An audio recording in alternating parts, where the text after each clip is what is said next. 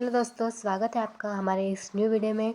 आज हम पढ़ेंगे प्रश्नावली 3.2 और 3.2 के आगे जितनी भी प्रश्नावली है वो सब हमने प्लेलिस्ट में डाल दी है। तो आज का हमारा क्वेश्चन है कि प्रतिस्थापन से हल कीजिए। इन दोनों समीकरणों को हमें प्रतिस्थापन विधि से हल करना है। तो यानी निम्नरेखिक समीकरण युग्म को प्रतिस्थापन से हल कीजिए।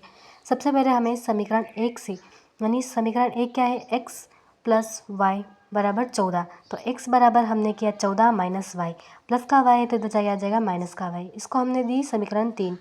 अब हम करेंगे समीकरण 3 का मान हम रखेंगे समीकरण 2 में, यानी x का मान रखेंगे हम 14 माइनस वाई। तो x की जगह हम लिख देंगे 14 माइनस वाई बराबर हो जाएगा हमारा 4। ठीक है, तो जो हमारा 14 है और माइनस का 2y हो जाएगा। ठीक है, बराबर में 4। अब माइनस का 2y बराबर हो जाएगा 14 माइनस 4। तो 14 में से 4 गए तो कितने बचे, 10 बचे। ठीक है, अब y बराबर हो जाएगा हमारा 10 माइनस का 10 अपॉन में माइनस का 2। तो माइनस का 10 अपॉन माइनस का 2।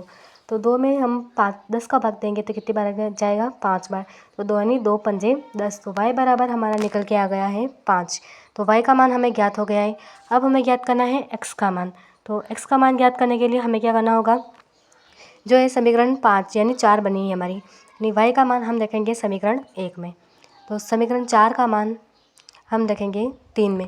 3 में रखो या 1 में रखो, हमें x का मान निकल के आ जाएगा। ठीक है, समीकरण 4 का मान हम 3 में रखेंगे तो x बराबर हो जाएगा हमारे 14 माइनस 5। तो x बराबर 9। तो हमारे x का मान भी निकल के आ गया और y का मान भी। ये हो गई हमारी प्रतिस्थापन विधि से सॉल्व। इसी तरह एक विधि है हमारी विलोपन विधि, और नेक्स्ट वीडियो में हम विलोपन विधि से ही ज्ञात करेंगे।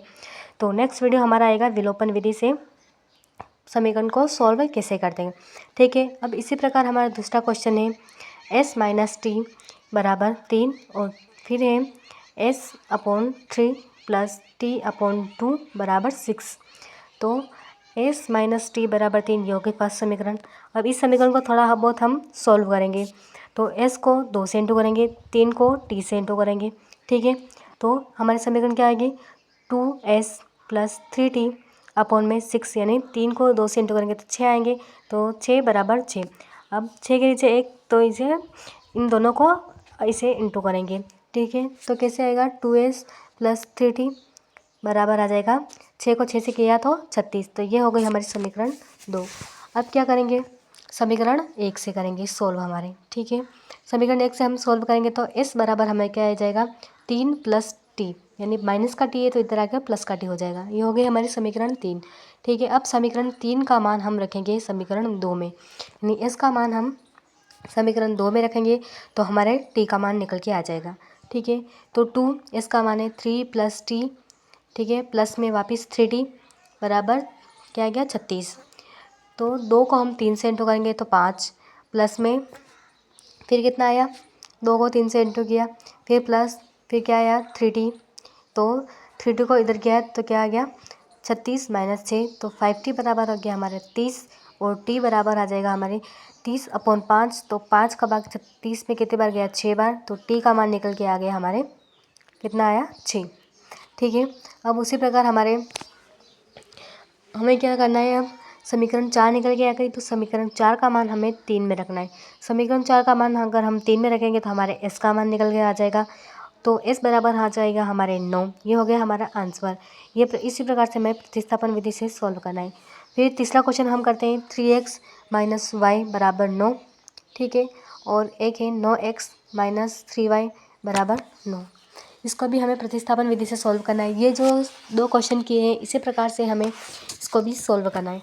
इन दोनों का पहले समीकरणों का नाम दे देंगे, समीकरण 1 व 2। ठीक है, अब y बराबर हम करेंगे 3x माइनस 9। 3 की जगह यहाँ पे 9 है, सॉरी गलती से। ठीक है, तो यहाँ 9x माइनस 3 लिखो, बात वो की वही है। ठीक है, अब हमारे समीकरण 2 तो ये हो गई 9x माइनस 3y बराबर 9, और एक समीकरण हो गई हमारे y बराबर 9x माइनस का 3। अब इसको हम सॉल्व करेंगे। तो इसको सॉल्व करने पर हमें इसको भी प्रतिस्थापन विधि सॉल्व करना है। पहले 2 समीकरण बनानी, उसके बाद पहले x का मान निकलेगा, फिर y का मान निकलेगा। तो हम लिख देंगे y बराबर 3x माइनस 3। ये हो गई हमारी फर्स्ट समीकरण।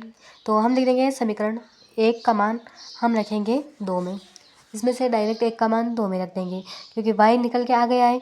तो अब हमें x का मान, तो 9x minus 3 upon into 3x minus 3 बराबर 9। तो 9x माइनस 9x प्लस में क्या है, 3 को 3 से इंटू किया तो 9, 3 को 3 से इंटू किया तो कितना है 9।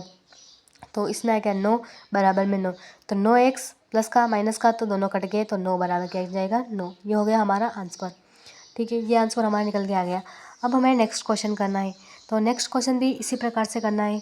ये बहुत ही ईजी प्रश्नावली है। प्रतिस्थापन विधि के हमें कम से कम 5 क्वेश्चन ऐसे सोल्व करने हैं जिससे कि हमारे अच्छी तरह से हमारे दिमाग में बैठ जाए और हमें हर प्रकार से कोई सा भी क्वेश्चन आए वो हमें सोल्व हो जाए। तो 2027 के लिए आप प्रॉपर तरीके से रेडी हो जाओ, यानी 10th में हमें 90 अबाउ लाना है। ठीक है, तो अब हमारे प्रतिस्थापन विधि से सॉल्व करते हैं। तो पहले इसको हम जो पॉइंट हटाएंगे, तो पॉइंट हटाने पर नीचे अपॉन में क्या आ जाएगा 10।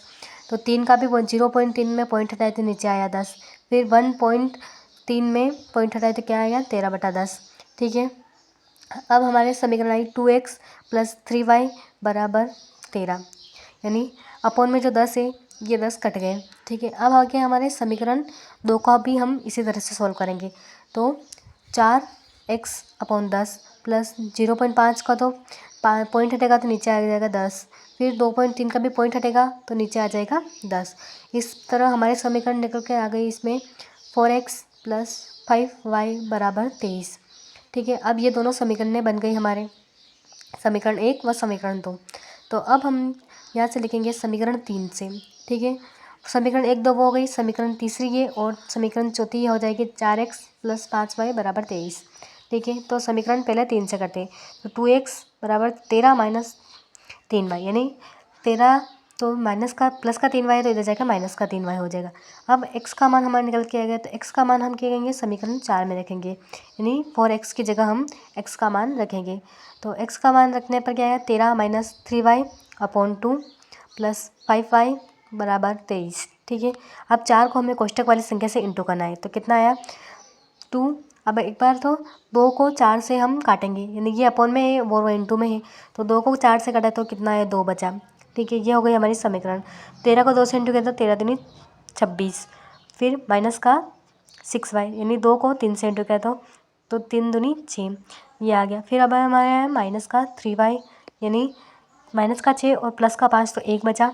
ठीक है, अब 23 माइनस 26 बराबर आ गया माइनस का 3, तो y बराबर हमारे निकल गया 3।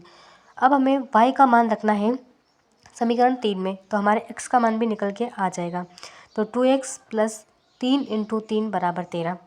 तो 2x बराबर 3 इंटू 3 कितने 9 और 13, तो 2x बराबर 13 माइनस 9 और 2x बराबर 13 में से 9 गए तो 4 बचे, तो x बराबर आ जाएगा 4/2।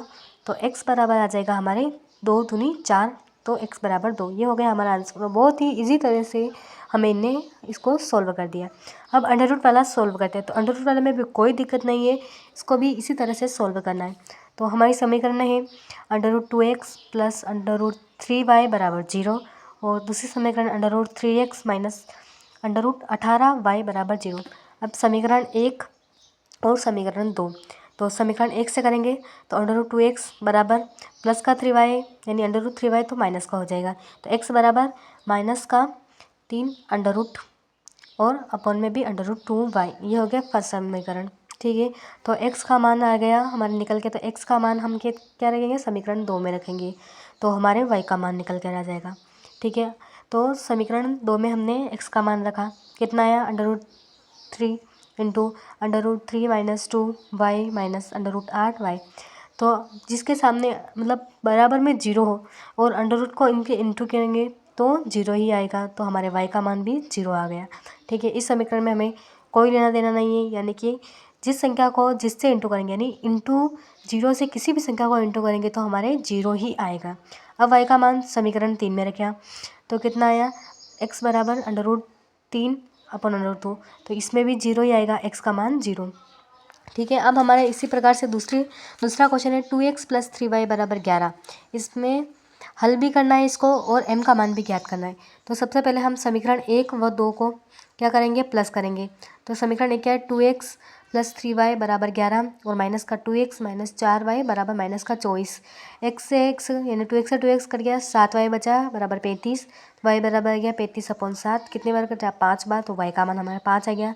अब समीकरण 3 का मान हम रखेंगे 1 में, तो 2x प्लस 3√5 बराबर 11। तो 2x 5 3 15 बराबर 11। तो 2x बराबर 11 माइनस 15।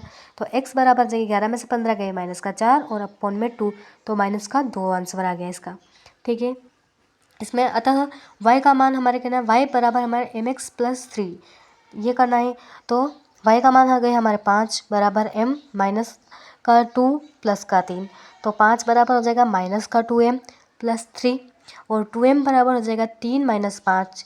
तो 2m बराबर 5 में से 3 गए तो माइनस का 2 बचे और m बराबर 2 है जो अंडर रूट में जाएगा, तो माइनस का 2 अपॉन भाजक में आ जाए और m माइनस 1। तो इसी तरह से हमारी ये पूरी प्रश्नावली सॉल्व हो गई है और आई होप आपकी ये समझ में आ गई है। तो लाइक शेयर कमेंट जरूर करें।